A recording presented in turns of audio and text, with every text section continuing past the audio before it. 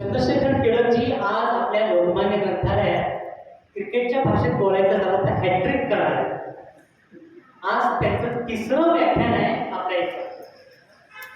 याआधी रविवार दिनांक 31 ते आजच आहे. याआधी 15 नोव्हेंबर 2025ला भारताची विद्यमान राजकीय आणि आर्थिक परिस्थिती याच्यावर त्यांनी आपलं भाषण दिलं होतं. त्याचबरोबर शुक्रवार 23 जानेवारी 2026 म्हणजेच नेताजी सुभाषचंद्र बोस जयंती या दिवशी काश्मीर आणि जागतिक राजकारण याच्यावर त्यांनी भाषण दिलं होतं. आणि आज असं आपण म्हणू शकतो क फॉर कविता गुलजार बद्दल ते आज बोलणार. मी चंद्रशेखर टिळकांचा थोडक्यात परिचय तुमच्या समोर मांडतो आणि त्यानंतर त्यांना व्यासपीठ पूर्ण करून देतो.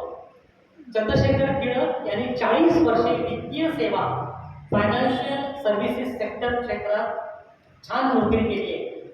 ते मुंबई शेअर बाजार, सेबी, NSDL इथे 32 वर्षे उच्च पदस्थ अधिकारी म्हणून कार्यरत होते. त्यांनी नॅशनल पेन्शन सिस्टीमचे प्रमुख म्हणून 10 वर्षे कार्यभार सांभाळलेला आहे. या काळात आपल्या देशातील सर्व राज्यातील योजना सुरू करण्याचे श्रेय त्यांना जाते. आपण टाळ्या वाजवून त्यांचं अभिनंदन करायला. आता काही घोटाळे पण त्यांनी बघितलेले आहेत. हर्षद मेहता, केतन पारेख सहित गाजलेल्या अनेक आर्थिक घोटाळ्यात प्रमुख तपासणी अधिकारी म्हणून त्यांचा सहभाग होता. त्यांनी आपल्या देशाच्या 3 पंतप्रधानांची भेट घेतलेली आहे. नरसिंहराव, डॉक्टर मनमोहन सिंग आणि अटल बिहारी वाजपेयी त्यांच्या वैयक्तिक निमंत्रणावरून त्यांनी त्यांची भेट घेतलेली आहे. त्यांच्याबरोबर प्रत्यक्ष भेटीत त्यांनी सविस्तर चर्चाही केलेली आहे. 1986 पासून दरवर्षी केंद्रीय अर्थसंकल्प या विषयावर सलग 39 वर्षे ते विवेचन करत आहेत. त्यांची आजपर्यंत 35 पुस्तके, एकूण 87 आवृत्त्या प्रकाशित झाली आहे. त्यांची काही पुस्तकं बाहेर आपण ठेवलेली आहे. जाताना तुम्ही पाहावी, खरेदी करावी आणि त्यांची स्वाक्षरी सुद्धा घ्यावी अशी मी तुम्हाला विनंती करतो. आज गुलजार यांच्याबद्दल ते बोलणार आहे. परवा एक मराठी प्राध्यापक नाही शिक्षक मला भेटला. तो म्हणाला, काकडे मला युवा शिरवाडकरांच्या कविता अजिबात आवडत नाही, कुसुमाग्रज यांच्या कविता मला खूप चांगल्या आवडतात. तसं गुलजारांच्या बाबतीत संपूर्ण सिंह कारना मला आवडत नाही, गुलजार खूप आवडतात असंही कोणी म्हटलं तर आश्चर्य वाटून घ्यायला नको. मी चंद्रशेखर टिळकांना विनंती करतो की त्यांनी गुलजार आमच्या समोर सादर करावे. पुन्हा एकदा टाळ्या वाजवून त्यांचं आपण स्वागत करू.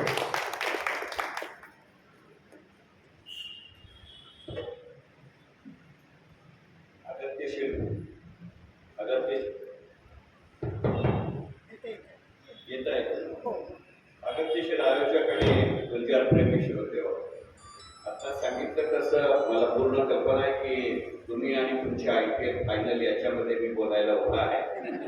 साधारणपणे 7:30-7:35 पर्यंत ती IPL फायनल सुरू होईल याची मला पूर्ण कल्पना आहे. तर माझे मोठे चिरंजीव BCCI मध्येच मीडिया मॅनेजर आहेत आणि त्यामुळे त्याच्या आत तुम्ही घरी पोहोचाल याची मी काळजी घेणार. हे भान पाळण्याचं कामही कदाचित गुलजार करतो आणि या दृष्टिकोनातनं आजच्या काळामध्ये किंवा पुढच्या तासाभरामध्ये, म्हणजे मी किती वेळ बोलणार आहे हेही सांगितलं, पुढच्या तासाभरामध्ये मला उमजलेले किंवा मला भावलेले गुलजार असं पुस्तक किंवा असे विचार मी आपल्या समोर सादर करणार. पुस्तक हा शब्दप्रयोग अशासाठी आला की मगाशी जसं सांगण्यात आलं तसं 35 पैकी 3 पुस्तकांच्या काही कॉपीज मी आता इथे सवलतीच्या दरानं विक्रीसाठी आणली आहेत. त्याच्यात साहजिक आजचा विषय गुलजार असल्यामुळे मला भावलेले गुलजार या माझ्या पुस्तकाच्या सगळ्यात जास्त कॉपी आहेत. स्वतः गुलजार साहेबांनी ते पुस्तक गौरवलेलं आहे आणि ते पुस्तक वाचल्यानंतर त्यांची तुम्हाला कल्पना असेल की पश्मिने की रात नावाचा त्यांच्या कवितांवरचा एक जो कार्यक्रम होतो त्या कवितेमध्ये त्याच्या अनेक भागाचा निवेदनामध्ये समावेश केला आहे. सौमित्रच्या बरोबरीनं ते निवेदन मी करावं अशी त्यांची इच्छा होती, परंतु त्यावेळेला माझ्या कामाचं स्वरूप असं होतं की महिन्याच्या जवळजवळ 20 ते 22 दिवस दौऱ्यावर असायचो आणि मी राहतो डोंबिवलीला आणि रिहर्सल व्हायच्या नरिमन पॉईंटला. हे गणित काय मला उरलेल्या 8 दिवसामध्ये नोकरी सांभाळून जमणार होतं. ते सांगण्याचं कारण इतकंच की त्या पुस्तकाच्या काही प्रती आहेत आणि हेही मोकळेपणाने सांगून टाकतो की पुढच्या 52 ते 53 मिनिटांमध्ये जे मी बोलणार आहे त्याच्यामध्ये त्या पुस्तकातला एकही मुद्दा असणार नाही. म्हणजे आज वेगळं बोलेल, त्यामुळे ते जर आवडलं तर ते पुस्तक जरूर घेऊ शकता. दुसरं पुस्तक जे आहे ते तवलनिक लोकमान्य या विषयावरचं आहे. त्याची दुसरी आवृत्ती सध्या सुरू आहे.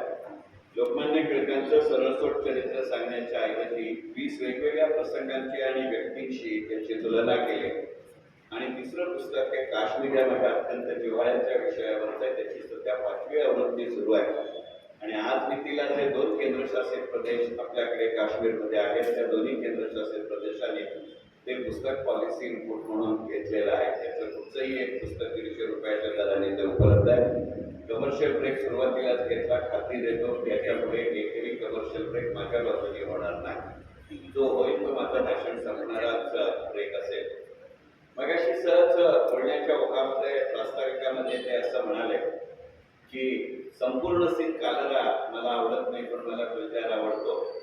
त्यांना नेमका काय संदर्भ अभिप्रेत होता हे मला माहिती नाही, परंतु पवन शर्मा नावांच्या एका IAS ऑफिसरनं गुलजारांवरती एक पुस्तक लिहिलंय आणि त्याच्या प्रस्तावनेमध्ये किंवा मनोगतामध्ये गुलजार साहेबांनी या प्रसंगाचा उल्लेख केलाय. आणि तुम्हाला अनेकदा कल्पना असेल की प्लुटो नावाचाही गुलजार साहेबांचा कविता संग्रह आहे. आणि त्या प्लुटो मधली जी पहिलीच कविता आहे ती प्लुटो या ग्रहालाच उद्देशून लिहिलेली आहे. आणि तुम्हाला कल्पना आहे की हा कविता संग्रह जेव्हा प्रकाशित झाला त्यावेळेला प्लुटोला आपण ग्रहमालेचं त्याचं स्थान गमवायला लागलं होतं. यामध्ये प्लुटो ग्रहमालेत धरला जाणार नाही असं म्हटलं होतं. तर तो संदर्भ धरून प्लुटो विषयी असं म्हणायला ती प्लुटो विषयीची कविता आहे, पण प्रत्यक्षामध्ये ती गुलजार साहेबांच्या आयुष्याविषयीची कविता आहे. तर तुम्हाला कल्पना आहे की गुलजार साहेबांच्या हिंदी कवितांचं जे इंग्रजी ट्रान्सलेशन झालं त्याला जी प्रस्तावना गुलजार साहेबांनी लिहिली आहे त्याच्यात गुलजार साहेबांनी असं म्हटलं आहे, कारण आजचा सगळा विषय मला दिलेला आहे गुलजार एक लेखक. तर मला सांगण्यात आलं की बुक लव्हर्स क्लब असं नाव आहे, फिल्म लव्हर्स क्लब असं नाव नाही आहे. त्यामुळे माझ्या संपूर्ण विवेचनामध्ये मी दिग्दर्शक गुलजार याविषयी फार कमी बोलणार आहे. पण त्या दिग्दर्शनामध्ये जर कथा, पटकथा, संवाद गुलजारांचे असेल तर आवर्जून त्याचा उल्लेख करणार आहे. तर स्वतःच्या कवितांविषयी म्हणताना गुलजारांनी असं म्हटलं की तुम्हाला माझी कविता तुमची वाटते हे मनापासून आनंदाची गोष्ट आहे, पण अगदी मोकळेपणाने सांगतो, also you may feel that it is for you, to be honest I write my poems only for मी.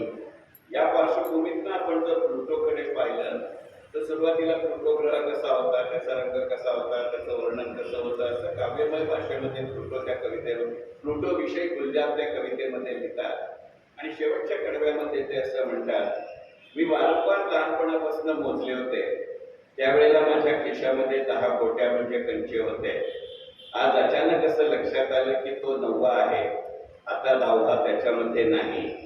जसं माझ्या कुटुंबियांनी मला माझ्या कुटुंबातनं बाहेर काढलं मी फिल्ममध्ये आलो म्हणून, तसं कदाचित तो फिल्ममध्ये आला नाही म्हणून प्लुटोला दिलं, कारण माझ्या घरच्यांना संपूर्ण सिंग कालरा आवडतात पण गुलजार आवडत नाही. त्या योगायोगाच्या गोष्टी असतील, पण कदाचित सरांचं वाचन चांगलं आहे याची मला कल्पना आहे. त्यामुळे त्यांना तो संदर्भ असावा, तो पॅटर्न पुढे द्यायचा म्हणून याचा उल्लेख केला, एवढंच. पण 2-3 दृष्टिकोनातनं गुलजार एक लेखक म्हणून त्याच्याकडे बघण्याचा माझा विचार आहे.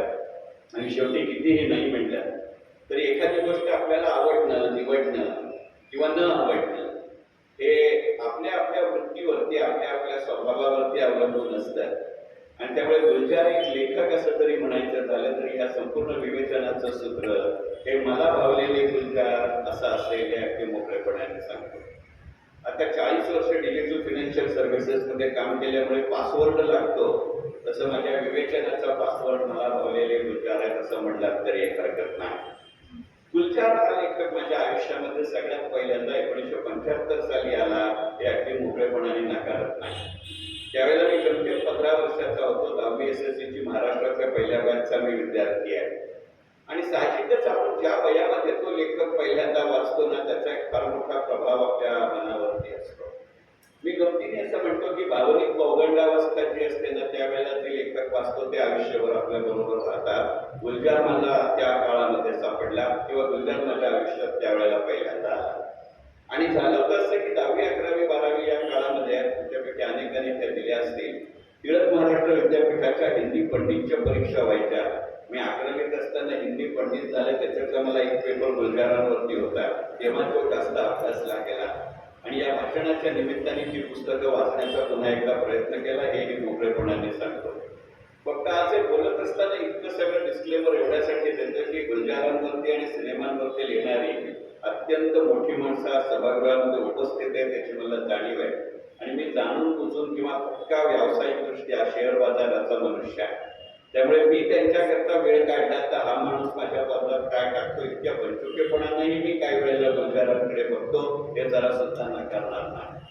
मग या पार्श्वभूमीवरती माझ्या असं लक्षात आलं की वयाच्या 15व्या-16व्या वर्षी ज्या वेळेला आणीबाणीचा काळ सगळीकडे सुरू होता, त्यावेळेला त्या काळामध्ये एका पाठोपाठ एक गुलजार वाचले गेले, आयन रँड वाचल्या गेल्या, आयन फ्रँक वाचली गेली, आयर्विन बॅलन्स वाचला गेला.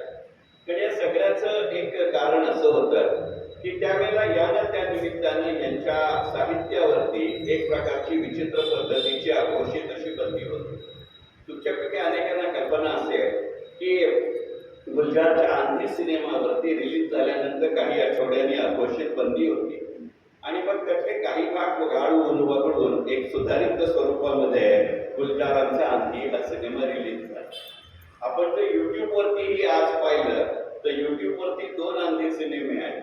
एकामध्ये तो प्री कट आहे आणि दुसऱ्या वेळेला तो पोस्ट कट आहे. आणि याच्यामध्ये एकच महत्वाचा फरक असा आहे, बाकीचे छोटे मोठे फरक आहेत, पण महत्वाचा फरक असा आहे की आंधी सिनेमामध्ये इतर लेखक म्हणून गुलजारांचं ठरवायचे. त्यापैकी सगळ्यांना कल्पना आहे की आंधी हा सिनेमा ज्या कथेवरती अवलंबून आहे ती मूळ कथा गुलजारांची नाही, ती कथा कमलेश्वरांची आहे. सारिका मासिकाचे ते संपादक होते, त्याच्यामध्ये त्यांनी लिहिलेली होती. त्याच्यावरती सिनेमा करायचा असं मोकळेपणाने त्यांना सांगण्यात आलं होतं आणि कमलेश्वरांची इच्छा होती की हा सिनेमा गुलजारांनी करावा. आणि त्यावेळेला सारिकामध्ये गुलजार त्रिवेणीच्या काही कविता नियमितपणाने लिहित होते आणि त्या मैत्री खातर ते त्याला हो म्हटले होते. कारण मुळात राजकीय सिनेमा किंवा राजकीय विषयाचा पार्श्वभूमी असलेला सिनेमा काढायला गुलजार मनापासून फारसे तयार नसतात. म्हणजे मी गमतीनं नेहमी म्हणतो की पांढऱ्या शुभ्र पोशाखात पहिल्यापासून असले तरी ते फक्त पांढऱ्या शुभ्र पोशाखापुरेसेच राजकारणी आहे. मगाशीच आम्ही चहा पिताना गप्पा मारत होतो तेव्हा मी म्हटलं तसं की ज्या वेळेला ते सिने क्षेत्रात कार्यरत होते त्यावेळेला त्या पांढऱ्या शुभ्र लेंग्या डब्याला इस्त्री सुद्धा नसायची. आता सिनेमाचं काम कधी झाल्यानंतर मात्र कडक स्टार्च मध्ये गुलजार पांढऱ्या शुभ्र पोशाखात असतात. पण गुलजार आहे, गुलजार जावेद अख्तर नाही. हा मला गुलजारांचं लेखक म्हणून भावलेला सगळ्यात मोठा गुण आहे. गुलजारांना राजकारणाची प्रचंड जाण आहे. हे आणीबाणीच्या पार्श्वभूमीवरती ज्याच्यावर अघोषित बंदी आली अशा आंधीतल्या प्रत्येक संवादामध्ये दिसतात. जो संवाद नंतर अल्टर करून दिला त्याला तो मूळ संवाद खूप छान आहे. तुमच्यापैकी अनेकांना तो संवाद आठवत असेल आणि असं एका वाक्यात माणूस उभा करणं हे फक्त गुलजारच करू शकतात, त्याच्याविषयी माझ्या मनामध्ये शंका नाही. ते जी भूमिका आहे, पात्र म्हणत नाही, कारण मराठीत पात्र या शब्दाला फार वेगवेगळे अर्थ आहेत आणि उच्चाराने त्याचे अर्थ बदलतात. हे 40 वर्ष माझ्या लग्नाला झाल्यानंतर कळलेलं आहे. त्यामुळे पात्र आणि लग्न या शब्दांविषयी मी भयंकर सावध आणि साशंक असतो. पण गुलजारांनी जी भूमिका त्या चित्रपटामध्ये रेखाटली ती बरीचशी अटल बिहारी वाजपेयींच्या थाटाची आहे. आणि त्याच्यामध्ये एका राजकीय प्रचार सभेमध्ये अटलजींचं सदृश पात्र, सदृश म्हणलं की अशी नावं कुठेही घेतलेली नाही. नंतर या सिनेमाबद्दल जेव्हा काही सुनावणी झाली त्यावेळेलाही त्यांनी सांगितलं की त्याच्याबद्दली वेशभूषा केशभूषा तुम्हाला इंदिराजींसारखी दिसत असली, सुचित्रा सेननी काही मॅनरिझम्स इंदिराजींचे उचलले असले तरी कमलेश्वरांच्या मूळ कथेमध्ये आणि माझ्या पटकथेमध्ये कुठंही इंदिराजी असा उल्लेख नाहीये असं त्यांनी दिलेलं स्पष्टीकरण आहे. पण अटलजींच्या सदृश त्या पात्रामध्ये त्यांचं म्हणणं असं आहे की इतकं या माणसाला बारीक सारीक जाण आहे, पण कोणाचाही उपवर्ग न करता तो मनुष्य ते चित्र रंगवतो. त्या अटलजी सदृश पात्राच्या भूमिकेतलं वाक्य असं आहे, काय योगायोग असतात मला माहिती नाही. खादीचं जॅकेट आणि बिस्किटची चपटी म्हणजे क्वार्टर याचं मोजमाप नक्की एकसारखं आहे. त्या जॅकेटाच्या खिशामध्ये चपटी अशी बसते की चपटीवरनं जॅकेटाचं माप घेतलं की जॅकेटाच्या खिशाच्या मापावरनं चपटीचं माप घेतलं हे मला कळत नाही. आता ज्यांना अटलची सर्वांगीण माहिती ते नेमकं कोणाचं वर्णन आहे हे कळतं. असं कुठंही संदर्भ न देता पण व्यक्तिमत्व उभं करणारा शब्द लेखक म्हणजे गुलजार आहे हे लक्षात घेतलं पाहिजे. आणि म्हणून मी म्हटलं की राजकारणाची परिसीमा बाळगणारा हा फार मोठा महत्वाचा लेखक आहे. आणि त्याच वेळेला तुमच्यापैकी अनेकांना कल्पना असेल की त्यावेळेला त्यावेळेला आयर्विन बॅलन्सची आयर्न रँड बॅलन्सची आर डॉक्युमेंट ही कादंबरी प्रचंड मोठ्या प्रमाणावरती गाजत. केवळ ती आपल्याच देशात गाजत होती असं नव्हे, ती जगभरात गाजत. आणि आयर्विंग बॅलन्स, फ्रेडरिक फॉसिल, जेफ्री आर्चर हे लेखक असे आहेत की ते तत्कालीन राजकारणातली एखादी घटना उचलतात आणि त्याचं असं काहीतरी ग्लोबलायझेशन करतात की ती देशाच्या पलीकडे पोहोचते. तशी ती आर डॉक्युमेंट आहे. कागदोपत्री आयर्विंग बॅलन्सच्या आर डॉक्युमेंटला अमेरिकेमध्ये कधीही न झालेल्या अशा घटना दुरुस्तीची एक पार्श्वभूमी आहे. आता आणीबाणीच्या काळामध्ये आपल्या देशातल्या घटनांची पार्श्वभूमी किंवा घटना दुरुस्तीची पार्श्वभूमी खूप चांगली आहे. मग त्याच्या अंमलबजावणीसाठी वेगवेगळ्या राजकीय पक्षांची माणसं एका जागी आणण्याकरता निदान आपल्याला विरोध करणार नाही तशा परिस्थिती करता आज जशी चर्चा करली जाते की ईडीची मदत घेतली जाते, सीबीआयची मदत घेतली जाते, इन्कम टॅक्सची मदत घेतली जाते, तसं अमेरिकन प्रेसिडेंट एफबीआयची मदत घेतो अशा पद्धतीची ती पार्श्वभूमी होती. आणि प्राण, शशी कपूर, संजीव कुमार, शर्मिला टागोर, सुचित्रा सेन अशी मंडळी त्याच्यात काम करतील असं ते म्हणले होते. प्रत्यक्षात तो सिनेमा कधीही आला नाही. नंतरच्या काळामध्ये जेव्हा मी गुलजार साहेबांना प्रत्यक्ष भेटण्याची संधी मिळाली त्यावेळेला एकदा सहज म्हटलं की आंधीला इतकं चांगलं यश मिळालं कारण त्याला रिरनला यश जास्त मिळाले, तर मग तुम्ही हा डॉक्युमेंट का नाही काढलं? तर गुलजार शांतपणे म्हणले, माझी पॉलिटिकल आयडिओलॉजी काय आहे हा माझा वैयक्तिक प्रश्न आहे, त्याचं सार्वजनिकीकरण मला माझ्या कारकिर्दीचं नुकसान करायचं नव्हतं. इतकं नेमकं भान असलेला लेखक म्हणजे गुलजार आहे हे लक्षात घेतलं पाहिजे. आणि मग कदाचित अशा पद्धतीची त्यांची असलेली, कारण त्याचं कारण आहे की मी नेहमी गमतीने म्हणतो की मगाशी मी जी 4 नावं घेतली की ॲन रँड असेल, ॲन फ्रँक असेल, आयर्विंग बॅलन्स असतील, जेफ्री आर्चर असतील आणि गुलजार असतील, यांच्यामधला फरक काय आहे? हे जे 4 आंग्लभाषीय लेखक आहेत ते वैचारिक दृष्ट्या तुमच्यावर आक्रमण करतात. गुलजार आक्रमण करत नाही, गुलजार संक्रमण करतात. हा गुलजारांचा लेखक म्हणून असलेला सगळ्यात मोठा पैलू. हे आक्रमण आणि संक्रमण ह्या शब्दांचा खेळ नाही. जो क्रांती आणि उत्क्रांतीमध्ये फरक आहे, जो वेग आणि आवेग मध्ये फरक आहे, जो प्रभात आणि प्रवाहामध्ये फरक आहे, तो आक्रमण आणि संक्रमणामध्ये फरक आहे. म्हणजे समेवर येणं हे नक्की असतं, समेवर यायची दरवेळची पद्धत वेगळी असते, डायलॉग तोच असला तरी. त्याची 3 चांगली उदाहरणं हे दिसायला सिनेमामधलीही वेगवेगळी उदाहरणं म्हणून जरूर आहे, पण त्याच वेळेला एक लेखक म्हणून आपण नेमकी काय कथा मांडतोय याचं पुरेसं भान आहे.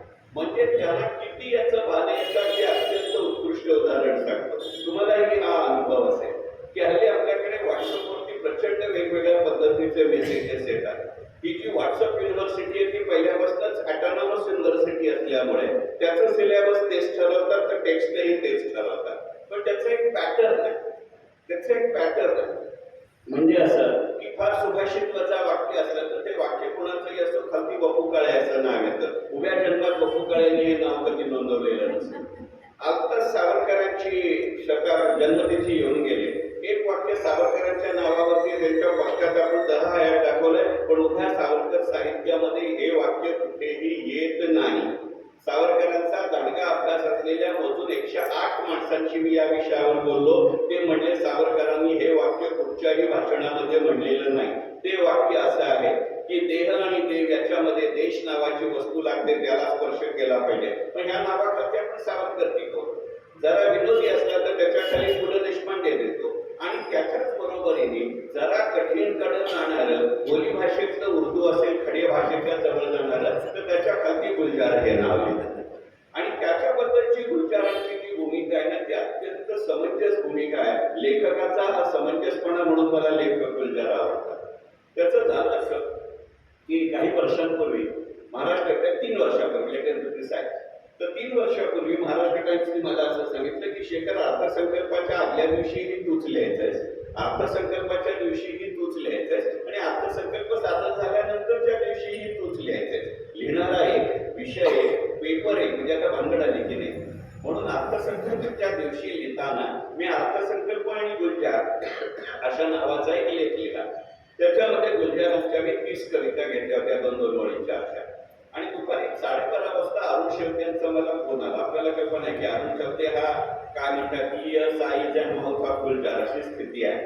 ते मला म्हणते गुलजार साहेबांना तुझ्याशी बोलायचं, तुझा लेख त्यांना खूप आवडलाय, पण त्यांची एक गमतीची कमेंट येते त्याने तुला सांगावी अशी माझी इच्छा आहे म्हणून मी फक्त फोन लावून देतो. म्हटलं बोला ना. तर ते असं मला म्हणले की शेखर लेख खूप आवडला. माझ्या कवितेच्या बाबतीत असा कुठेतरी बजेटला त्याचा संदर्भ जोडला जाईल माझ्या उभ्या आयुष्यात कधी लक्षात नाही आलं. Thank you very much. पण या 30 कविता तू कुठनं शोधल्यास? त्यांना काय म्हणायचं होतं हे मला तोपर्यंत माहिती नव्हतं आणि इतकं मोकळेपणाने आणि विस्तीर्णपणाने गुलजार बोलतात याची मला कल्पना नव्हती. कारण गुलजारांचा आरा असा आहे की गुलजार असं लाईट हार्टेड बोलू शकतात त्याची आपल्याला कल्पना नाहीये. मी त्यांना मोकळेपणाने सांगितलं की बऱ्याचशा कविता काहीतरी गडबड झाली आहे माझ्या लक्षात आलं म्हणून मी गेलेली आहे शेवटी त्यामुळे मी स्वतःला सांभाळून घेतलं आणि मी म्हटलं बऱ्याचशा कविता तुमच्या कविता संग्रहात म्हणजे एक्झॅक्टली बऱ्याचशा हे शब्दप्रयोग महत्वाचा.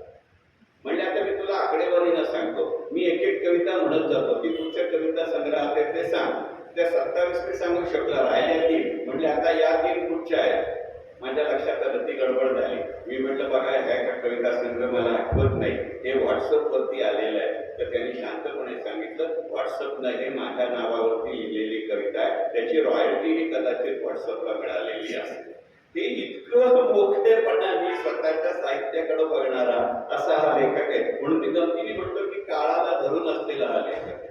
म्हणून मी त्यांना असं म्हटलं की हे जर तुम्हाला माहिती तर तुम्ही पुढची पावलं का नाही उचलत? ते म्हणले ठीक आहे अरे निदान या दृष्टीने तरी मी असं लिहू शकतो असं त्याला वाटलं आणि इतपत तो माझं मोठेपण मान्य करतोय. ही रॉयल्टी पुष्कळ आहे म्हणले. अनेकदा सिनेमांची रॉयल्टी न मिळण्याची मला सवय आहे.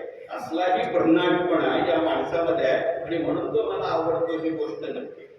कारण शेवटी काय होतं ना मी पडतो शेअर बाजाराचा मनुष्य हे ज्या ज्या वेळेला मी गुलजारांविषयी आठवतो त्या त्या वेळेला माझ्या असं लक्षात येतं की गुलजार आणि शेअर बाजार याच्यामध्ये प्रचंड मोठं साम्य आहे.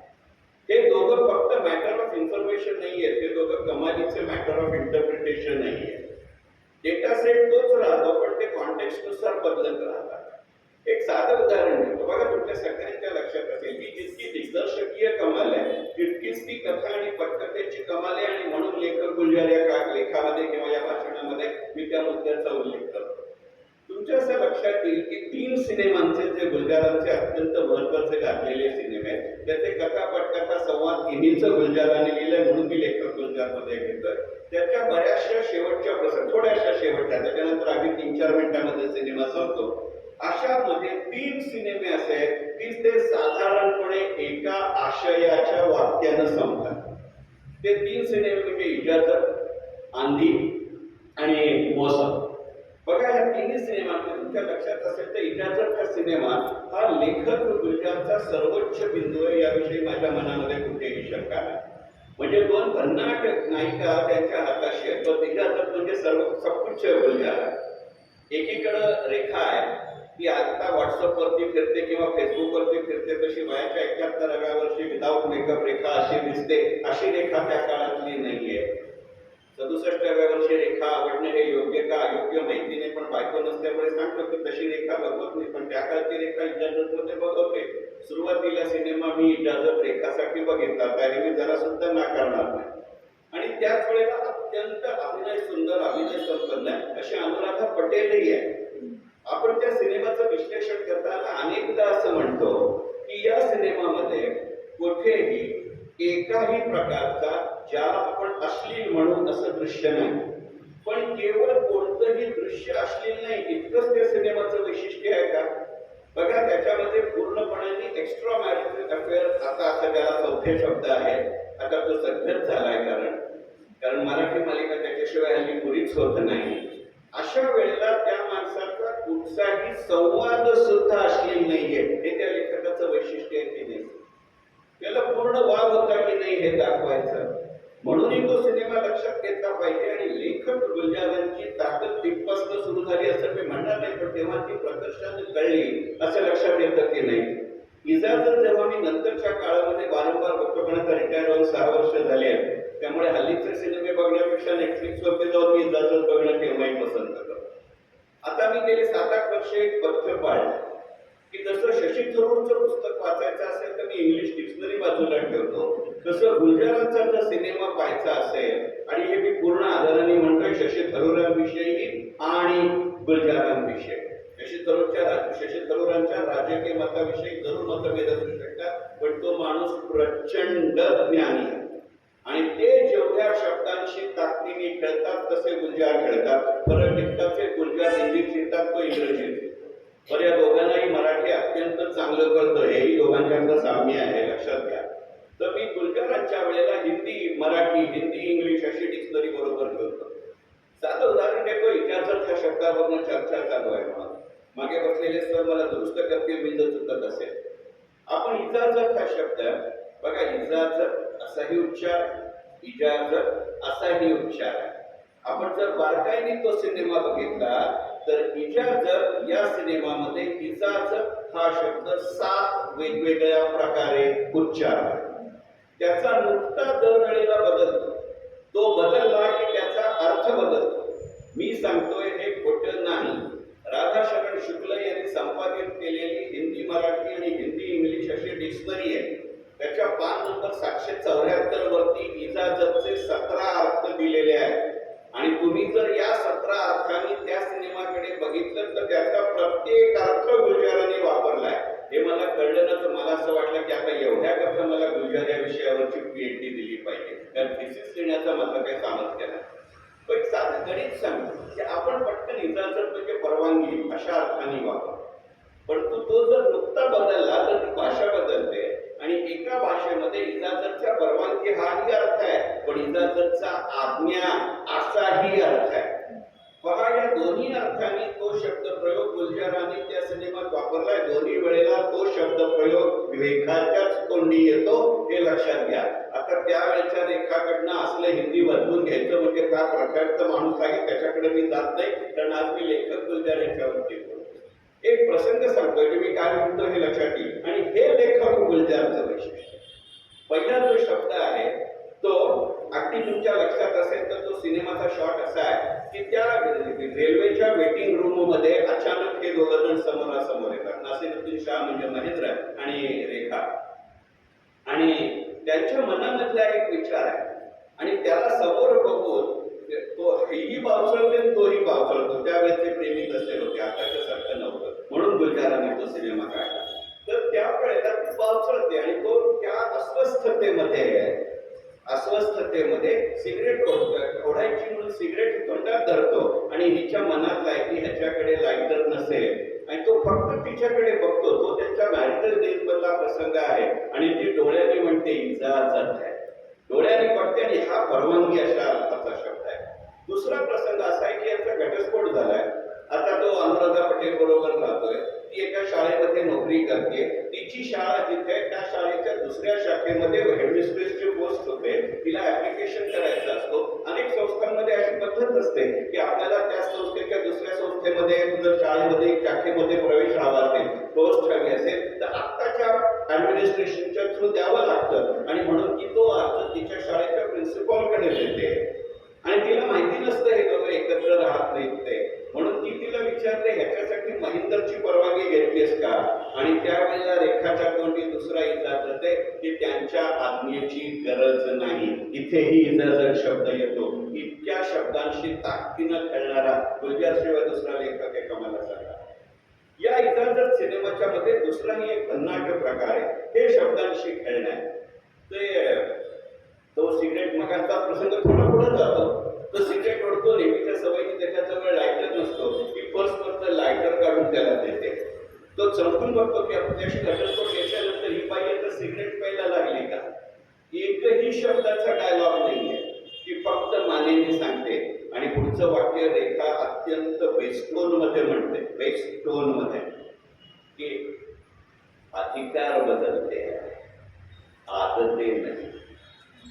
की माझा आता तुझ्यावर किंवा तुझा माझ्यावर आधार नाही, अधिकार नाही, परंतु तुला तू लायटर घेणार नाहीस याची कल्पना आहे. त्या सवयीनं तर मला लायटर बरोबर ठेवायची सवय झाली आहे. आता मगाशी जसं इजाजत हा शब्दाचं सांगितलं ना, तसं अधिकार आणि आदते या दोन्हीलाही एकापेक्षा जास्त अर्थ आहे. आणि हा विचार या सिनेमामधला जो शेवटचा प्रसंग आहे, म्हणजे बायको असताना हा सिनेमातला शॉट 2 पेक्षा जास्त वेळा बघावं लागतं, कारण इतका समंजस नवरा बायकांना फक्त स्वप्नातच मिळतो असं माझ्या बायकोचं म्हणणं आहे.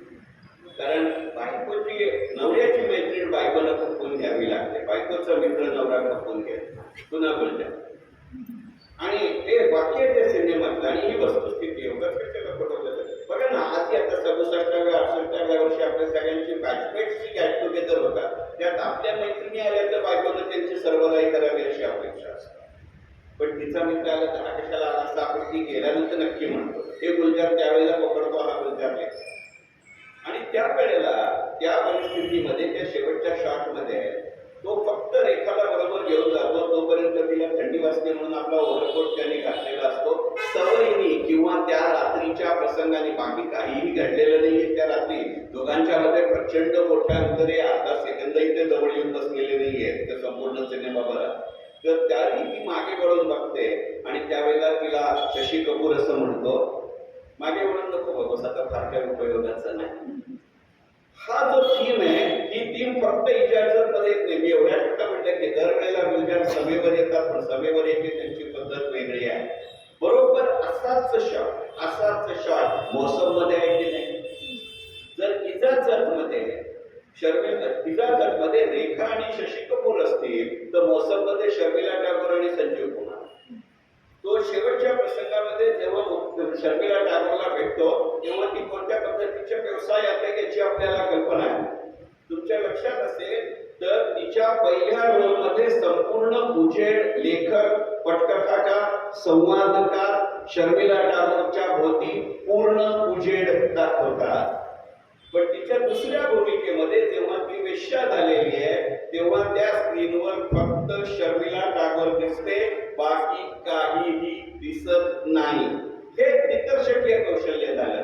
पण तिच्या पहिल्या आयुष्यातल्या प्रसंगामधल्या गुलजारांच्या लेखनाची शब्दशैली आणि तिच्या दुसऱ्या भूमिकेतल्या गुलजारांच्या लेखनाची शब्दशैली याच्यामध्ये प्रचंड फरक आहे. म्हणजे मी गमतीने गुलजारांना बोलताना असं म्हणलं तर की पहिला भाग म्हणजे वेदपाठ शाळा आहे आणि दुसरं म्हणजे शेअर बाजार आहे. म्हणून मी म्हटलं की मॅटर ऑफ इन्फॉर्मेशन आणि मॅटर ऑफ इंटरप्रिटेशन. काय दाखवायचं आणि किती दाखवायचं याचं गणित आहे. आणि मग त्यावेळेला संजीव कुमारच्या लक्षात येतं की ही आपलीच मुलगी आहे आणि तो तिला म्हणतो तू आता माझ्याबरोबर घरी परत चल. साहजिक इतकी वर्ष आयुष्याच्या स्त्रीनं तिथं काढलं आहे. अहो आपल्याला निर्जीव वस्तूंमध्ये ही जीव अडकतो, घरामध्ये तर नक्कीच अडकतो. आपण त्याला मोठी म्हणतोय, तिच्याकरता ते घर आहे आणि म्हणून ती वळून मागे बघते. पुन्हा तशाच आशयाचं वाक्य फक्त टोन वेगळा. कारण त्या वेळेला एक शिक्षिका किंवा त्या शिक्षिकेचा शिक्षित नवरा बायकोला म्हणतोय म्हणून शब्द वेगळे आहेत पण आशय तोच आहे. इथे एक व्यावसायिक एका वेश्येला सांगतोय म्हणून भावना तीच आहे पण शब्दशैली वेगळी आहे. आणि तो म्हणतो आता तू आणि मी दोघांनीही मागे वळून बघावं असं काहीही राहिलं नाही. म्हणजे जसं केशवसूत कवितेमध्ये म्हणतात जुने जाऊ द्या मरणाला कोणी जाळून किंवा कोणी टाका, तशा आशयाची ही भावना आहे का याचा विचार करा. पण जुने जाऊ द्या मरणाला कोणी म्हणताना एक प्रकारचा सात्विक का होईना उद्रेक आहे. पण हे ज्या वेळेला संजीव कुमार शर्मिलाला सांगतो त्यावेळेला तो म्हणतो आधी ही वस्तुस्थिती मान्य करूया. ते केवळ घर नाही सोडायचं. हे गुलजार त्या एका वाक्यात सांगत राहतात हे लेखक गुलजारचं यश. संजीव कुमार म्हणतो मी माझी प्रेयसी सोडली आहे, तू तुझा पेशा सोडतोयस. संजीव कुमार म्हणतो मी जुन्या आठवणी विसरतोय कारण आईच्या आठवणीतनं मुलीवरती अन्याय होऊ नये अशी माझी भूमिका आहे. आणि तो त्या मुलीला असं सांगतोय की आता तू केवळ पेशा बदलत नाहीयेस, तू आयुष्याचा ट्रॅक बदलतेस. म्हणजे एकदम गुड्स ट्रेन मधनं मेट्रोमध्ये आल्यासारखं किंवा वंदे भारत मध्ये आल्यासारखं असं हे गणित आहे का याचाही विचार करायला लागतो. प्रसंगाची शैली तशीच, शब्दांची शैली तशीच, प्रसंगाची गरजही तशीच, पण गुलजार त्याच शब्दातनं वेगळा आशय निर्माण करतात. हे लेखक गुलजारचं वैशिष्ट्य आहे. आणि याचं तिसरं उदाहरण आणि हे तर सरळ मगाशी त्यातनं सुरुवात केली होती आंधी सिनेमातला शेवटचा शॉट लक्षात घ्या. आणि मी म्हणतो याच्यावर विश्वास बसत नसेल तर आज घरी गेल्यानंतर IPL बघायची नसेल तर हे शॉर्ट पुरेसे नेटफ्लिक्सवरती हे सिनेमे धरून. त्याच्यामध्ये सुचित्रा सेन ही राजकारणी आहे. हा बिझनेस व्यावसायिक आहे, जेके नाव आहे त्याचं. आता पुन्हा जेकेला असलेली गणित वेगळी आहेत पण मी त्याच्यामध्ये जात नाही की नुसतं राजकारण नको. आधीच कर्नाटकमध्ये पुरेसं राजकारण गमतीचं आहे पण त्याच्यामुळे आता ही चर्चा नको. आणि त्यावेळेला ती अचानक तिच्या प्रचाराच्या दरम्यान त्या हॉटेलमध्ये आली आहे. आता अचानक असं फक्त सिनेमातच घडतं, बाकी अशी काय आपली सोडून गेलेली बायको किंवा प्रेयसी पुन्हा आयुष्यात यावी असे नशीबवान कोणताही पुरुष आयुष्य अस्तित्वातच नाही. ही गोष्ट सोडून देऊ, मला त्या मस्करीमध्ये जायचं नाही. पण त्या काळामध्ये त्यांची बरीच गणितं होतात. त्या आंधीमधली सगळी सिनेमातली गाणी डोळ्यासमोर आणा. ते प्रत्यक्ष कथानक त्यांच्या दोघांच्या त्या संवादातलं जमतेम 36 तासाचं आहे. ह्या 36 या आकड्यावरती गुलजारांचं प्रचंड मोठं प्रेम आहे. आपल्याकडे 36 गुण जुळले म्हणतात, तसं काही आहे का मला माहिती नाही. कधीतरी भेटले ते विचार. गमतीचा मुद्दा सोडूया, पण हा महत्वाचा मुद्दा आहे. आणि त्या वेळेला ती असं म्हणजे मी खरंच जाऊ का? आणि तो हसून म्हणतो, बघा किती मानवी स्वभावाचं गणित आहे. आणि त्यावेळेला आता तुम्ही कल्पना करा, संजीव कुमार सारखा भन्नाट नट हाताशी आहे, चांगला रिस्पॉन्स देऊ शकेल, समजून काम करू शकेल अशी सुचित्रा सेन समोर आहे. राजकारणासारखी प्रचंड मोठी संदर्भ परिस्थिती या माणसाच्या हातात आहे. तो यातल्या कशाचाही गैरफायदा उठवत नाही. आणि संजीव कुमार एका हलक्या आवाजामध्ये तिला म्हणतो, जायचं नसलं की जाऊ का अशी परवानगी विचारतात. आणि याच्यानंतरचा डायलॉग आहे की तुझा मी तुला हरताना पाहू शकत नाही, मैं आपको हारते हुए देख नहीं सकता. आप मेरे साथ भी रहो और वहां भी कामयाब हो, ये दोनों चीजें नहीं हो सकती. जाना है तो पीछे मुड़ के मत देख. आता याचा कंट्रास्ट शाहरुख मध्ये या या या असं तो केव्हा म्हटलं ते तुम्ही डोळ्यासमोर आणा. मग गुलजार आणि अलीकडचे सिनेमाकार यांच्याबद्दल फरक आहे. मग असा जर असेल तर या माणसाच्या वेगळ्या पद्धतीचा काही विचार करणं हे मी माझ्या पुढच्या काळामध्ये. आणि त्यामुळे गुलजार लेखक म्हणून जर तुम्हाला आणि मला मनासमोर आणायचं असेल तर मी गमतीने अनेकदा असं म्हणतो की भावनांच्या भूगोलात अर्थाचे इतिहास उभं करण्यासाठी, मी पुन्हा म्हणतो, भावनांच्या भूगोलात अर्थांचे इतिहास उभं करण्यासाठी विविध माध्यमांचं नागरिक शास्त्र वापरणारा लेखक म्हणजे गुलजार. भावनांचे भूगोल अशासाठी म्हटलं, बघा या प्रत्येकाच्या भावना वेगळ्या आहेत. इजाजत म्हणजे रेखाची भावना वेगळी आहे, नासिरुद्दीन शहाची वेगळी आहे. अदरवाईज त्या सामानपुरात त्या अशी भावना चालली नसती, भले ते अरुंधती पटेल म्हणत असतील, अनुराधा पटेल म्हणत असतील तरी. अशा वेळेला या माणसानं वेगवेगळ्या गोष्टींकडे किती वेगळ्या पद्धतीने पाहिलं. आणि सिने क्षेत्रासारख्या अत्यंत ग्लॅमरस क्षेत्रात असूनही यानं कधीही आपल्या वैयक्तिक भावनांची मांडणी केलेली नाही. हे गुलजारांचं अत्यंत महत्वाचं वैशिष्ट्य मला लेखक म्हणतो. म्हणजे मगाशी आम्ही बोलताना म्हटलं तसं सहज म्हणले की गुलजारांची काहीही कॉन्ट्रोवर्सी नाही. म्हणजे आपल्याला कॉन्ट्रोवर्सी नसलेला राजकारणी आणि कॉन्ट्रोवर्सी नसलेला सिनेमा करणे असं याच्यावरचा आपला विश्वास उडलाय. पण याचा स्ट्रॉंग आपोआप गुलजार आहे की नाही. तर सहज म्हणले, हसून म्हणले, मिस्किलपणाने म्हणले की नाही, राखी त्याला सोडून गेली होती. पण तुमच्या लक्षात येईल की ते सोडताना किंवा सोडल्यानंतरही राखी यांच्याबद्दल काहीही वेडवाकडं बोललेली नाही. गुलजारी तिच्याबद्दल कधीही वेडवाकडं बोललेली नाही. हे लक्षात घ्यावं लागेल. मग असा मनुष्य ज्या वेळेला बघा एवढंच नाहीये ना, स्वतःच्या वाढदिवसाचं वर्णन करणारा हा मनुष्य किती वेगवेगळ्या पद्धतीचा आहे याचा विचार करायला हवा की नाही. त्यांच्या एका कवितेमध्ये त्यांनी म्हटलंय, तुम्हाला माहिती आहे की गुलजार स्वतःचे वाढदिवस साजरे करत नाही. गुलजार स्वतःच्या वाढदिवसाला स्वतःच्या घरी सुद्धा कुठे नसतात. ते कुठे असतात ते आयुष्य होते आणि सौमित्र म्हणजे किशोर कदम सोडून कोणालाही माहिती नसतं, याची मला पूर्ण कल्पना आहे. अशा वेळेला त्यांच्या एका कवितेमध्ये पुखराजमध्ये ती कविता येते की त्यांनी असं म्हणले की आपल्या जन्मतारखेचं हा मनुष्य काय भन्नाट वर्णन करतो बघा. ते म्हणले की 86 की तारीख आहे, अमुक अमुक ऑगस्ट. आता बघा 86 हा गाडीचा नंबर असतो. आता इतका भाषाप्रभू मनुष्य त्या 86चं का उदाहरण देतो. मी शेवटी गमतीने म्हणतो याचे 2 कारणं असावेत. मुंबईत आल्यानंतर पहिले काही काळ ते एका गॅरेजमध्ये असिस्टंट म्हणून काम करत होते आणि शेवटी माणूस मूळ विसरत नाही. पंजाबी कुठेही गेला तरी गॅरेज कुठंच विसरणार. तसंही गणित असतं का याचा विचार करतो. आणि मला लेखक म्हणून आवडतायची 2-3 कारणं आहेत की या माणसाचा असलेला स्पॅन आपण डोळ्यासमोर. म्हणजे विमल रॉयचा असिस्टंट, त्यांचं ते पहिलं गाणं तुम्हाला सगळ्यांना माहिती आहे. तिथपासून काल आलेल्या मेट्रो ॲट 8 AM पर्यंतच्या कविता हा गुलजारांचा स्पॅन आहे. केवळ काळाच्या दृष्टीने तो मोठा आहे. विशाल भारद्वाज झाले, अनेक मंडळीमध्ये झाले, एवढाच त्या माणसाचा स्पॅन आहे. मोऱ्या गोरांग लैलेवाली कविता वेगळी आहे, आंधीमधली कविता वेगळी आहे, उमराव जान मधली कविता वेगळी आहे, कबीरनामा मधली कविता वेगळी आहे आणि मेट्रो ॲट माझ्याकडे येते मध्ये तुम्ही आणि मी आपल्या कवितेच्या वहीच्या शेवटच्या पानावरती काहीतरी खरडावं अशी कविता ऐकली नाही. म्हणजे ज्या व्यक्तीसाठी मी लिहितोय, ज्या पात्रासाठी मी लिहितोय, त्याचं पुरेसं भान असलेला मनुष्य किंवा लेखक म्हणजे गुलजार आहे का, याचा विचार करण्याची नितांत आवश्यक. गुलजार आवडण्याचं मला दुसरं कारण असं, माध्यमांवरती घट्ट पकड असलेला मनुष्य म्हणजे गुलजार. दिल्या वेळेत भाषण करायचं, त्यामुळे कधी नव्हे ते आयुष्यात कागद हातात घेऊन बोलायला होता. तर ह्या मुद्द्यांचं प्रत्येक मुद्द्यावरती 5-5, 10 मिनिटं बोलता येईल अशी परिस्थिती. पण गुलजारांनी स्वतः म्हटलंय त्यांच्या मराठी या कवितेच्या काव्यसंग्रहाच्या, ती मुळात नंतर पहिल्यांदा सीडी म्हणून आली, आता ती सीडी उपलब्ध नाही, तोडक्या मोडक्या स्वरूपात रिमिक्सच्या स्वरूपामध्ये काही प्रमाणामध्ये ती इलेक्ट्रॉनिक मीडियामध्ये आहे.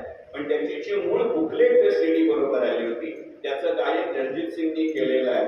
त्याच्यामध्ये त्यांनी असं म्हटलं की मरासिम म्हणजे नातेसंबंध, कुठलं कुठले शब्द शोधून काढतो हा मनुष्य. आणि या नातेसंबंधांचं वर्णन करताना त्यांनी इतकं सुंदर केलं की वाटतं की शाख से लंबे नाही तोडा करते. आता एक वेगळ्या पद्धतीनं करुणाने आपल्याला याच्यापेक्षा वेगळं काही शिकवलं तर काय याचा विचार. एकीकडे असे नातेसंबंध रंगवणारा हा मनुष्य विसालमध्येही एका वेगळ्या पद्धतीने येतो का, याचाही विचार करावा लागतो. दोन टोकाच्या अशा या कविता आहेत. आणि मग या दोन टोकांच्या कवितांचा विचार करायचा झाला तर मी मगाशी म्हटलं तसं सोशल मीडियाचंही गणित त्याच्या डोळ्यासमोर असतं. कुठेही पोचायचं आणि कुठेही पोचायचं नाही याचं नेमकं भान असलेला असा हा माणूस आहे.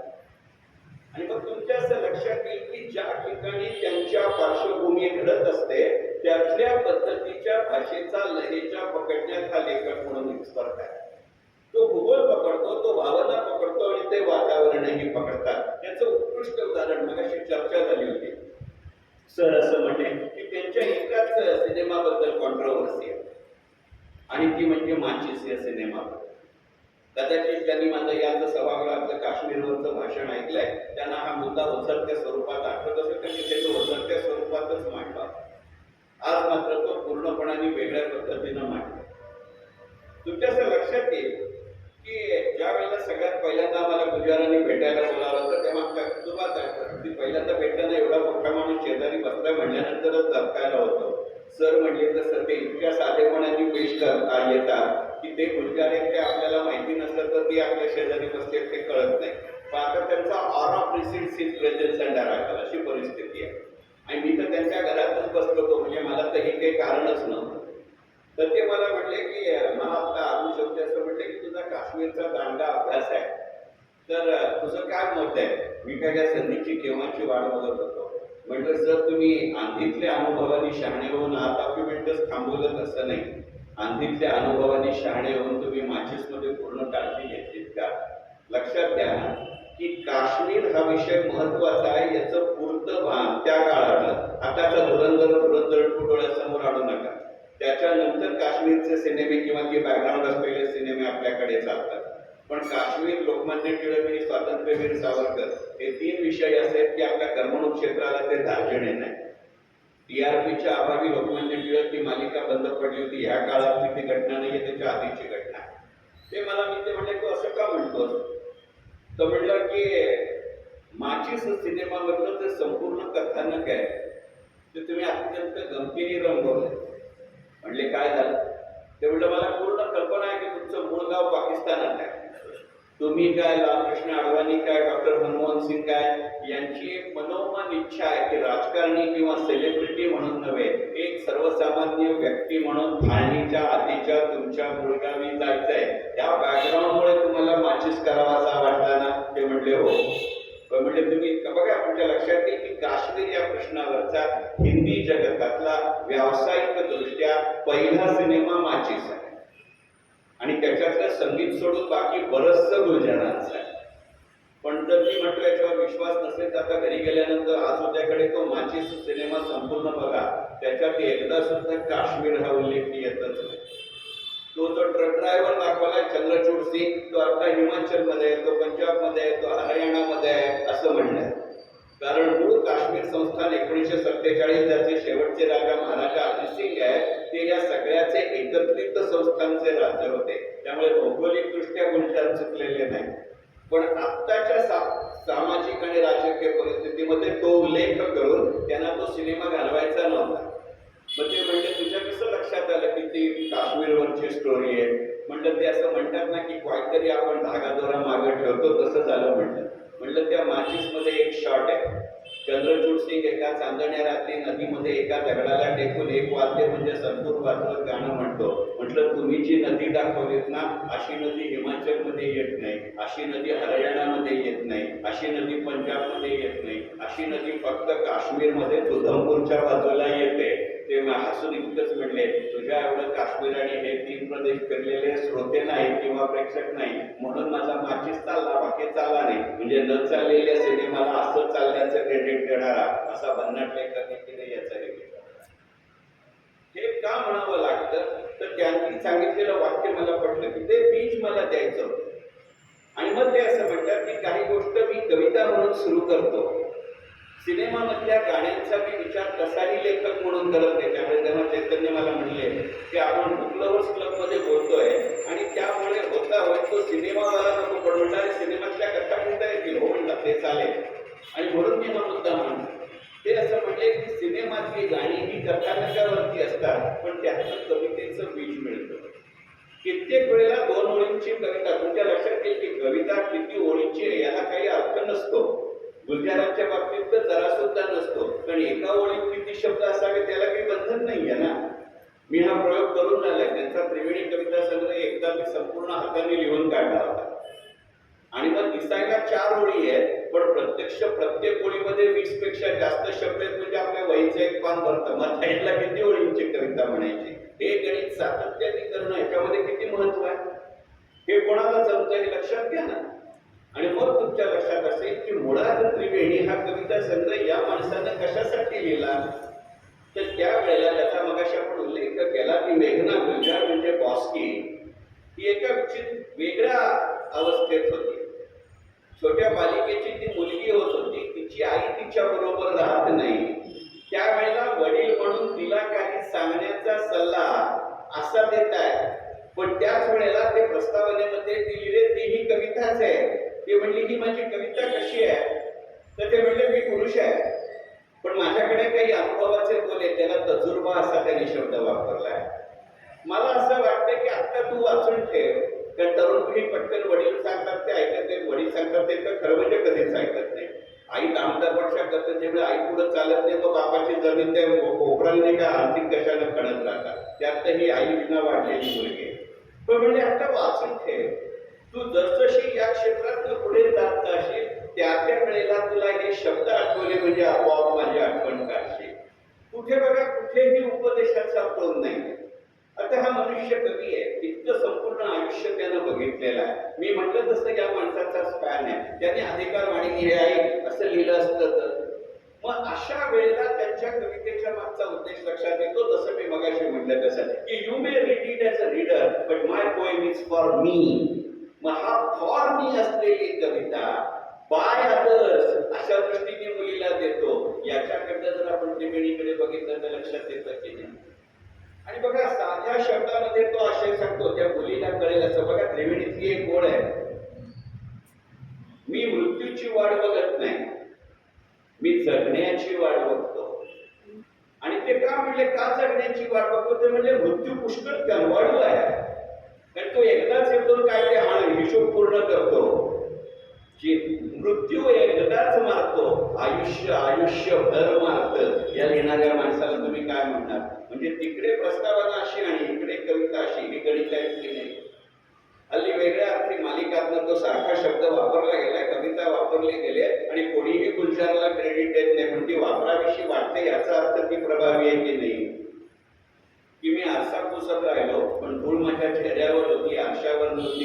ही मूळ कविता त्रिवेणीमधली गुलजारांची आहे हे लक्षात घ्यावं लागतं की नाही. कवितेचा एक नवा आयाम म्हणून त्रिवेणीकडे पाहावं लागतं की नाही. स्वतः गुलजारांनी असं सांगितलं की ती त्रिवेणी का? तो पहिलं म्हणजे त्याच्या प्रत्येक कडव्यामध्ये 3 ओळी आहेत. एका ओळीत किती शब्द आहेत ते वेगळं, पण दिसायला 3 ओळींचं कडवं असं आहे. मग त्या 3 ओळी का? तर तुमच्या असं लक्षात येईल की त्या 3 ओळीमधल्या पहिल्या 2 ओळी एका दिशेनं, एका प्रभावानं, एका प्रवाहानं जातात आणि तिसरी ओळ एका गमतीच्या दिशेनं जाते. मी जेव्हा त्यांना विचारला हा प्रश्न नंतर एका मुलाखतीमध्ये, जाहीर मुलाखतीमध्ये सौमित्रनं त्यांना विचारला होता की म्हणलं असं का होतं, तुमच्यासारख्या माणसाला काही याची आवश्यकता नाही. तर ते हसून म्हटले जाणीवपूर्वक केलंय. आणि मग त्यांच्या नंतरच्या प्रस्तावनांमध्ये पण आवडत त्यांच्या ते म्हणले पहिल्या दोन ओळी म्हणजे गंगा आणि जमुना सारख्या, आणि तिसरी ओळ आहे ती लुप्त झालेल्या पण अस्तित्वात असलेल्या सरस्वती सारखी आहे. याचा अर्थ काय की गंगा आणि जमुना या स्टेटेड फॅक्ट्स आहेत आणि तिसरी ओळ हे इंटरप्रिटेशन. म्हणून मी म्हटलं की गुंजर आणि शेअर बाजार हा मॅटर ऑफ इन्फॉर्मेशन बरोबर मॅटर ऑफ इंटरप्रिटेशन. मग असा जर विचार करायचा झाला तर किती वेगवेगळ्या पद्धतीनं या माणसाकडे बघावं लागतं याचं गणित लक्षात. आणि मला हा मनुष्य लेखक म्हणून का आवडतो याचे अजून एक कारण आहे. सरस्वतीचा उल्लेख झाला म्हणूनच की आपल्याला सगळ्यांना असलेल्याची ओढ असते आणि नसलेल्याची आकांक्षा असते. पण यातल्या लेखकाला, यातल्या कवीला असलेल्या आणि नसलेल्या दोन्हीची ओढ असते. मिळालं तर उत्तम, नाही मिळालं तरी चालेल अशी त्याची आकांक्षा असते. मगाशी मी म्हटलं तसं सरस्वती. मग तुमच्या लक्षात येईल की या माणसानं जितक्या वेळेला कवितेमध्ये अमावस्येचा चंद्र नावाचा शब्दप्रयोग वापरलाय, मरासीमध्ये आहे, विसालमध्ये आहे, उखराजमध्ये आहे, देवडीमध्ये आहे, रावीपारमध्ये आहे की नाही ना माणूस. आता अमावस्येला कोणाच्या बापाने चंद्र बघितलाय का? पण याला दिसतो आपण ती कवी कल्पना नाहीये.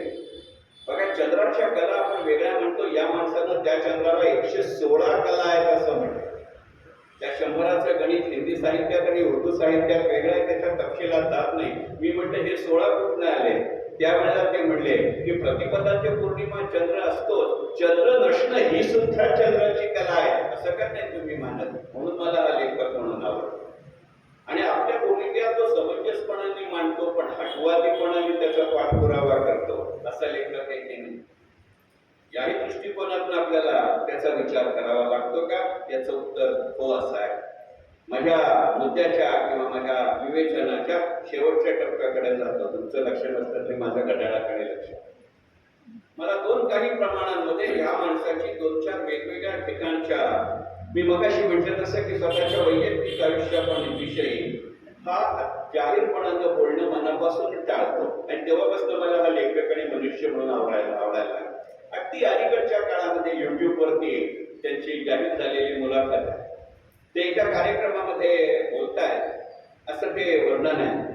अमरीश मिश्र त्यांना प्रश्न विचारतोय असं आहे, आणि मध्येच एक व्यक्ती उभी राहते प्रेक्षकांमधली आणि त्यांना ती विचारते मेहबूबा कोण, तुमची मेहबूबा कोण? कल्पना करा, या वयाच्या या स्टेजच्या गुलजारला अनाहूतपणे प्रश्न विचारायला काय धाडस लागतं. तो मनुष्य सरदारजी हा योगायोग नसतो असं मी गमतीने म्हणतो. मला चोप नाही करायचं, धाडस लागते हो, जिंद दिली लागते. की ज्यांना माहिती आहे पण निमंत्रितांसाठी कार्यक्रम आहे की हा माणूस वैयक्तिक आयुष्यामध्ये टाळतो, म्हणजे अचानक आलेला प्रश्न आहे, ग्रांटेड प्रश्न नाही आहे. आणि तो उत्तर द्यायच्या आधीचा सांगतो की हा प्रश्न अमरीश मिश्र तुम्हाला विचारणार नाहीत, कारण अमरीश आणि तुम्ही वारंवार भेटता, आपली काही भेट होणार नाही म्हणून मी विचारलंय. या वेळेला या माणसानं दिलेलं जे उत्तर आहे ना ते त्यांच्या कवितेपेक्षाही सुंदर आहे असं माझं म्हणणं आहे. ते म्हणजे मेहबूबा या शब्दाकडे तुम्ही कसं बघता याच्यावरती माझी मेहबूबा कोण हे अवलंबून. मगाशी जे मी इजाजत बद्दल म्हणलं तसं मेहबूबा या शब्दालाही मोजून 6 अर्थ आहेत ते लक्षात. त्याचा हिंदीतला अर्थ वेगळा आहे, त्यातला उर्दूचा अर्थ वेगळा आहे, त्याचा फारसीतला अर्थ वेगळा आहे, त्यातला अरेबिकचा अर्थ वेगळा आहे आणि त्याचा खडी अवधीमधला अर्थ वेगळा आहे. एकाच दिशेनं जाणार आहे पण ते एकाच अर्थाचे नाही. म्हणजे पोषट आणि ओलं हे एका दिशेने जातात, पण पोषट घाणेरडं असतं, ओलं आणि ओलसर आर्द्र असतं. तसा मेहबूबा हा शब्द. ती दरवेळेला तुमची प्रेयसी असतेच असं नाही, असावी असं वाटते असं सुद्धा नाही. पण आपल्याला एकच व्यक्ती सदैव प्रेयसी म्हणून असाविषयी वाटत नाही.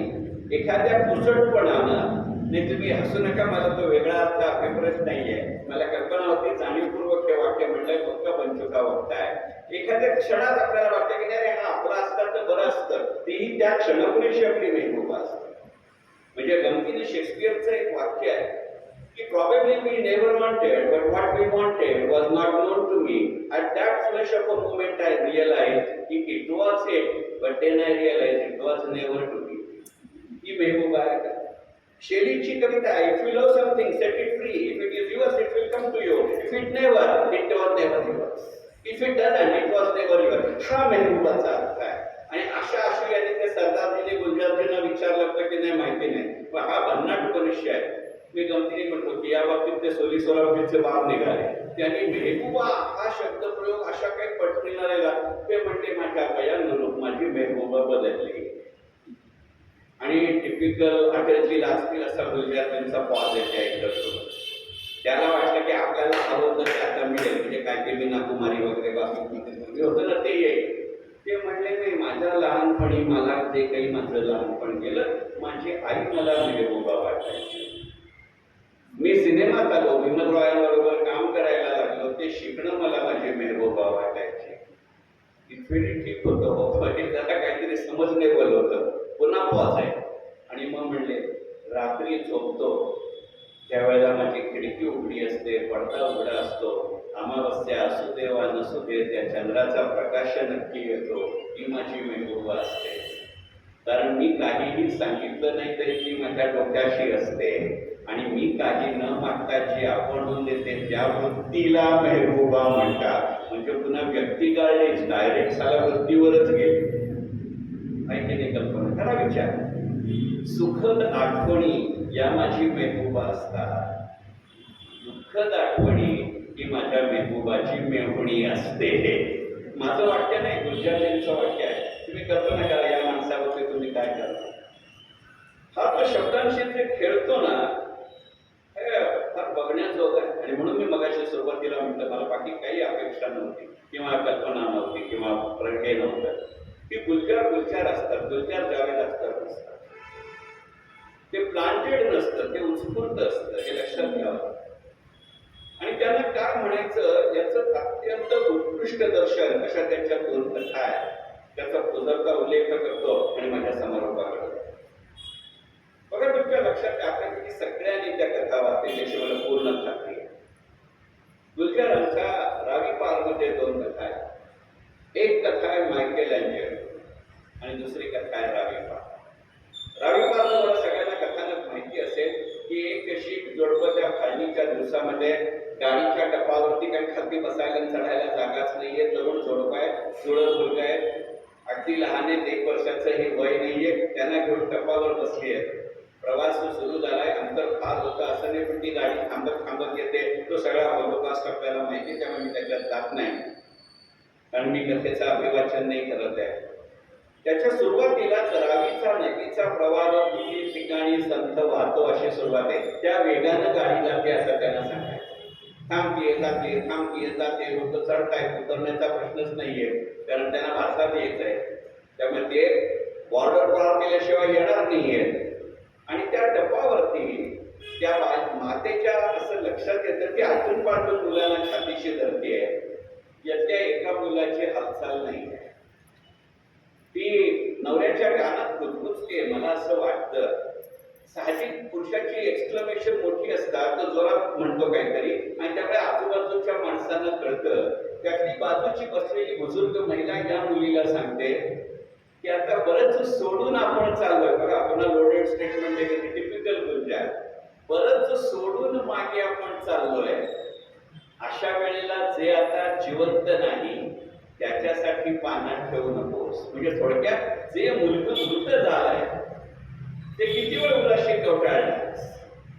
त्या भावनेच्या आंदोलनामध्ये त्या स्त्रीच्या हातनं गडबड होते आणि जिवंत मूल असतं ते खाती रावीमध्ये फेकलं जातं, मृत मूल असतं ते छातीशी कवटाळलं जातं. आणि खाल्लं पात्रातनं जेव्हा आवाज येतो त्या तोपर्यंत नदीनं गाडीनं रावी पार केलेली असते. म्हणून त्या कथेचं नाव रावी पार.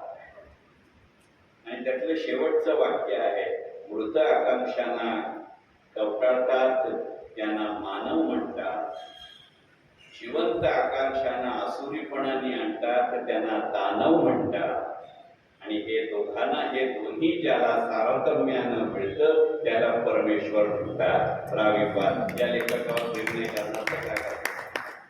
त्याची तशीच दुसरी कथा आहे मायकेल अँजेलो. मायकेल अँजेलो हे गणित प्रचंड वेगळंच आहे. आपल्याला कल्पना आहे की मायकेल अँजेलो हा अत्यंत प्रसिद्ध अशा पद्धतीचा चित्रकार आहे, शिल्पकार आहे. आणि त्याला एक कॉन्ट्रॅक्ट मिळालाय की एका मोठ्या चॅपलमधलं त्याला चित्र रंगवायच्या दृष्टीवर. काही चेहऱ्यांच्यावरती असलेल्या हास्य आणि टोललेल्या मानावरून तुम्हाला कथा आठवली, त्यामुळे त्या कथानकामध्ये जात नाही. आता ही गुलजारांची शब्दप्रवाह आहे की प्रत्यक्ष त्या बायबलमध्ये लिहिलं मला माहिती. माझ्या माहितीनुसार बायबलमध्ये असा प्रसंग नाही, किंवा जे काही चरित्र आहेत त्याच्यामध्ये अशा पद्धतीचं प्रसंग नाही. त्यामुळे ही गुलजारांची प्रतिभा आहे असं म्हणायला हरकत नाही. तर होतं असं की बाल येशूची मूर्ती तयार करताना जे मॉडेल निवडलेलं असतं त्याच मॉडेलला अनेक वर्षाच्या अंतरानंतर येशूचा जो मारेकरी जुडास आहे त्याच्यासाठी मॉडेल म्हणून तो निवडतो. आता एवढ्या मोठ्या चित्रकारांनी मॉडेल म्हणून निवडणं साहजिक त्या मॉडेलला आयुष्यभर लक्षात राहील ना. पण हा मुळात कलाकार, आता तुमच्यापैकी कोणी असलं तर माहिती नाही त्यामुळे पुढचं वाक्य म्हणत नाही, त्यामुळे घरची, त्यामुळे याच्या लक्षात येत नाही. शेवटी ती असाइनमेंट पूर्ण झाल्यानंतर उठताना तो जुडास्त काम केलेला मॉडेल उठून उभा राहतो आणि तो म्हणतो तुमच्या लक्षात नाही का आलं. तर म्हणले काय, यांना वाटलं काय करायचं राहिलं काय. ते म्हणले नाही हो, म्हणले मी लहान असताना माझी बाल येशू म्हणून तुम्ही निवड केली होती, आज जुडास म्हणून तुम्ही माझी निवड केली. इथे कथा संपताना शेवटचं वाक्य गुलजार असं म्हणतात, याच्यापेक्षा मानवी आयुष्य काय वेगळं असतं. अशा वेळेला तुम्हाला वंगचित्रमधलं पु ल देशपांडेंचं वाक्य आठवतं की नाही, की गाढवाचं पिल्लू सुद्धा लहानपणी सुंदर दिसतं, नंतरच्या काळामध्ये त्याचं फक्त गाढव पण वाढत जातं. अशा आशयानं माणसाचं माणूस पण वाढत गेलं असतं तर काय झालं असतं. असं कुठचाही डायलॉग न मात्र ते एवढंच म्हणले की नाही, येशू ते बाल येशू ते जुडास ही मानवी भावनांची संक्रांत आणि उत्क्रांत असते. या माणसाला तुम्ही दुसरं काय म्हणता. त्याच कथेमध्ये एक प्रसंग आहे की हा मायकेल अँजेलो लहान असताना त्याची आई खूप कष्ट करायची, वडील दारुडे असतात आणि त्या मायकेल अँजेलोला ते जॉबचं काम करता करता त्याने अप्रेंटिसशिप केले. या कथा ऐकलेल्या आहेत. तर तो विचारतो आपल्या आईला की तू येशूची आई का नाही झालीस, ह्याला येशू आहे बालपणाला. आणि म्हणून तो आईला विचारतो, कारण आपले सगळे प्रश्न कुठेही गेलं तरी त्या काळात आईलाच विचारायची मुभा होती ना. धपाटे मिळाले तरी प्रश्न विचारता यायचे, वडिलांसमोर उभारायची, वडील तर घरात आहेत ना, आपली काही परिस्थिती वेगळी नसते. म्हणून तो विचारतो लहान वयामध्ये, आई तू येशूची आई का नाही झालीस. ती दारू पिऊन पडलेल्या वडिलांकडे तो दाखवते, या माणसामुळे नाही झाले. हा बोर्ड करतो तयार आणि तिथे लिहितो, तुम्ही असे नसता तर माझी आई येशूची आई झाली असती. ही कथा आता मी घरात वाचून सोडून दिली. ही कथा वाचल्यापासून लेखक गुलजारला सलाम केला, पण मला भीती आहे की माझ्या घरात 2 मुलगे आहेत, एक सून आहे, एक नातू आहे, उद्या हे माझ्याविषयी असं काही म्हणले तर काय करू. हा लेखक गुलजार आहे की नाही याचा विचार. आणि मग जर मी माझ्या विवेचनाची सुरुवात गुलजारांची तुलना आयर्न रँडशी करून, गुलजारांची तुलना आयर्न वॅलेसशी करून, गुलजारांची तुलना जेफ्री आर्चरशी होऊच शकत नाही. जेफ्री आर्चरला डेंजर लेखक आहे. तुमच्यापैकी सगळ्यांना कल्पना असेल, not a penny more, not a penny less, सगळ्या कादंबऱ्यांचा तो लेखक आहे. पण तो उत्कृष्ट राजकारणी होता. एक काळ तो इंग्लंडचा अर्थमंत्रीही होता. ते करताना त्यांनी गंमत जम्मत केली, त्याला सभ्य मराठीत फ्रॉड असं म्हणतात. आणि त्याकरता त्याला शिक्षा झाली, जेफ्री आर्चर. तर जेफ्री आर्चरला जेव्हा शिक्षा झाली तेव्हा आता कोर्टातलं तुरुंगात जाणार, तर यांनी जजला असं विनंती केली की 5 मिनिटं थांबा. त्यांना वाटलं की काय नातेवाईकांना, त्याच्या कार्यकर्त्यांना वगैरे भेटेल, हा उस्ताद आहे, याला अंदाज आला तर आज आपल्याला शिक्षा होणार, मी टाकणार आहात म्हणून. आपल्यासारखं रिपिटिशन याला ना फलाना असलं काही स्टेप बांधत नव्हती त्यावेळेस तिकडं. त्यांनी आपल्या प्रकाशकाला बोलावलं आणि त्या प्रकाशकाला विचारला, तर मला इतके वर्ष कमीत कमी तुरुंगात जायचंय, मी पुस्तक लिहितो. आणि तिकडे त्या काळात जेफ्री आर्चरला शब्दानुसार मानधन मिळायचं. त्यानं असं मानधन मागितलं की ज्याचा त्याला जे कॉम्पन्सेशन द्यायचं होतं, कोर्ट केसचा खर्च झाला होता, तो बरोबर तेवढंच मानधन मागितलं आणि प्रिझन डायरीचे 3 खंड बरोबर तेवढ्याच शब्दाचं आहे. असलं काहीही गुलजारबद्दल झालेलं नाही, त्यामुळे त्याच्याशी तुलना नाही. पण माझ्या विवेचनाच्या शेवटी आता येताना कोल्हापूरून बेळगावला सहज माझ्या मनामध्ये 2-3 तुलना आल्या, त्या सांगतो आणि थांबतो. तर मी तुम्हाला कबूल तुम्हाला घरी जाऊन IPL फायनल बघू देईल म्हणून. बघा, साधारणपणे गुलजारांचा बहारीचा काळ, गुलजारांनी नाटक लिहिलेलं नाही, पण गुलजारांचा बहारीचा काळ आणि मराठी रंगभूमीवरती वसंत कानेटकरांचा नाटकाचा काळ याच्यामध्ये एक काळ आहे. गुलजार आणि प्राध्यापक वसंत कानेटकर यांची तुलना करता येईल का? दोघांचेही संवाद खटकेबाज, दोघांचीही आपल्या आपल्या माध्यमाच्या तंत्रावरती घट्ट पकड. असं असूनही दोघांनीही फार मोठी माणसं आपल्या कलाकृतीतनं रंगवले. कानेटकरांच्या नाटकाचे विषय पहा, हिमालयाची सावली असू दे, विषवृक्षाची छाया असू दे, वादळ म्हणतात असू दे, रायगडला जेव्हा जाग येते असू दे. गुलजारांच्या बाबतीत फारसं काही वेगळं नाही. कबीरापासून किती माणसं त्यांनी कथा कादंबऱ्यातनं रंगवली हे आपल्याला माहिती.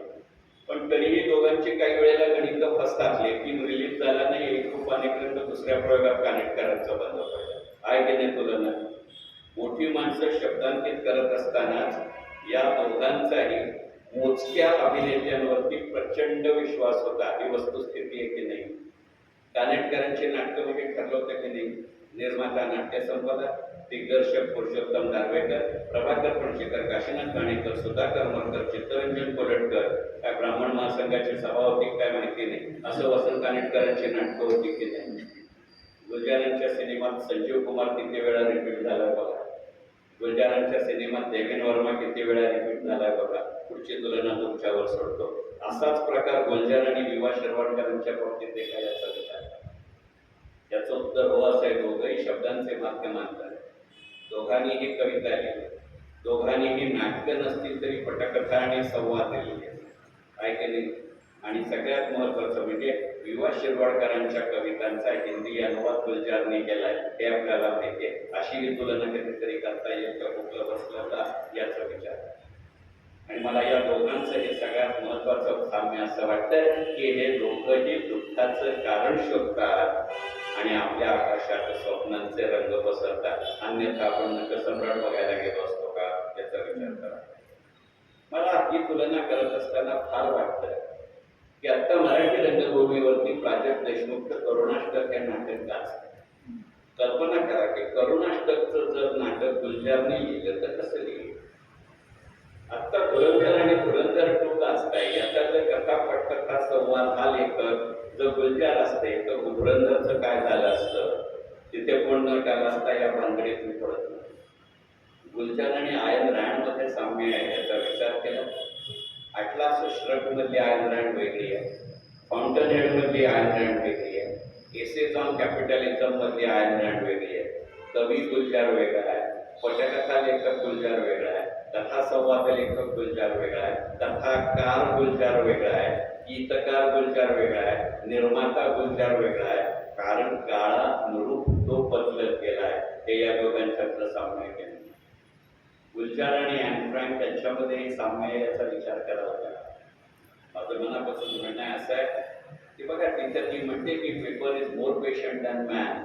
मराठीमध्ये गुलजार वेगळं काय सांग, देवडीमध्ये गुलजार वेगळं काय सांग, विसालमध्ये गुलजार वेगळं काय सांग. शेवटची तुलना गुलजार आणि इंदिरा संत यांच्यामध्ये कमालीचं साम्य आहे. दोघांच्याही कवितेमधली कौटुंबिक भावना ही सारखी आहे. दोघांच्याही वैवाहिक आयुष्यामध्ये प्रचंड समांतर रेषा आहेत. हे या दोघांमध्ये साम्य आहे. दोघांचीही बरोबरीची पिढी, कारण इंदिरा संतांचे यजमान नावा संत हेही लेखक होते. गुलजारांची पत्नी राखी गुलजार हीही त्याच क्षेत्रात होती. म्हणजे दोघांचेही लाईफ पार्टनर त्याच क्षेत्रात होते, पण त्यांचं क्षेत्र वेगळं होतं. दोघांचीही पुढची पिढी त्याच क्षेत्रात होती. इंदिरा संतांचा मुलगा प्रकाश संत आणि इंदिरा संतांच्या सुनबाई सुप्रिया जोशी दोघेही साहित्यिक आहेत. गुलजारांची मुलगी मेघना ही सिनेनिर्मितीच्या क्षेत्रामध्ये आहे. पण इतकंच या दोघांच्यातलं साम्य आहे का? निसर्ग कविता आणि बाल कविता हा इंदिरा संत आणि गुलजारांच्या मधला साम्याचा मुद्दा आहे का? या सगळ्या इंद्रधनुष्यीच्या रंगाबद्दल मला गुलजार लेखक म्हणून आवडतात आणि म्हणून आमचा विषय बुक लव्हर्स क्लबच्या निमित्तानं लेखक गुलजार रिटायर होऊन 6 वर्ष झाली असली तरी काय board with licence of contract म्हणून विवेचन थांबवतो मनपूर्वक.